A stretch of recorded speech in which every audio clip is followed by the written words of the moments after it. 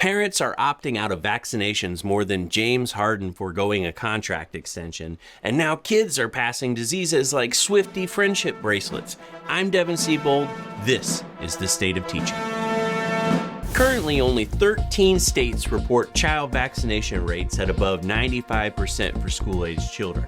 The rest, well, they'll get back to us when the secretary is out of quarantine. Every single state has an option for opting out of vaccinations. Some just require a parent's signature. It's wild that you can opt out of life-saving vaccinations easier than unsubscribing from a politician's newsletter. Statistics show that the national exemption rate is at 3%, which is the highest it has ever been recorded in the United States. In Arizona alone, vaccine exemptions have risen 128% since 2001. Only 5 states saw a decrease in vaccine exemptions. Almost every state saw a massive jump. And there seems to be a pattern as to why. In decades past, unvaccinated children were usually tied to low-income minority families that had trouble finding access to healthcare. But lately, it has shifted to high-income white families attending private and charter schools. Turns out the T in STEM stands for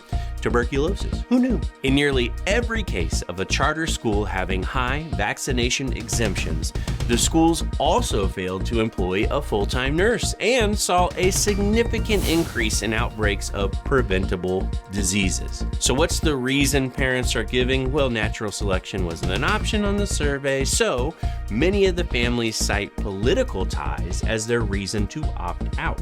A 2022 survey found that 44% of Republicans supported opting out of school vaccines. That number was 20% pre-pandemic. Where does that leave us today? Currently, there are 8,500 schools in the U.S. that are at risk for a measles outbreak, having below the 95% herd immunity rate needed to protect the children. So now we have things like an unvaccinated child in San Diego at a school with an astronomical 11% exemption rate, where we saw 48 cases of measles that were tied to that outbreak. On the other end, in Maine, there was a massive push by the communities to increase vaccination rates, and they had only one measles case in the last 4 years. But then again, it's Maine, so that's like 20% of their population. But after a major outbreak in New York City in 2019, fines were imposed towards the unvaccinated families, and the outbreak was stopped after 11 months. There are currently 0 cases in New York City. The Knicks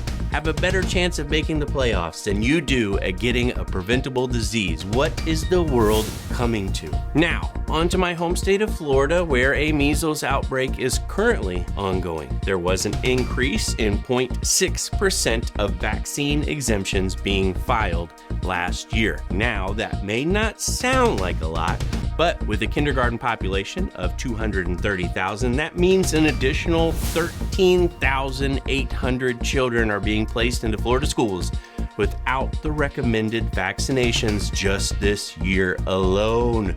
So what could that mean for us? Well, that may be why there are currently 2 cases of measles in Broward County.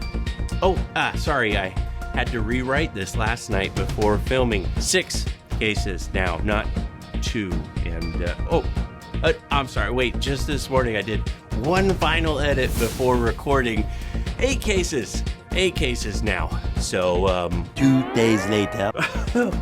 Woo! Sorry, I'm back. I waited 2 days to publish this. There's 10 cases now. Anyways, how about them Knicks? I'm Devin Siebold. This has been the State of Teaching. I'll see you next week.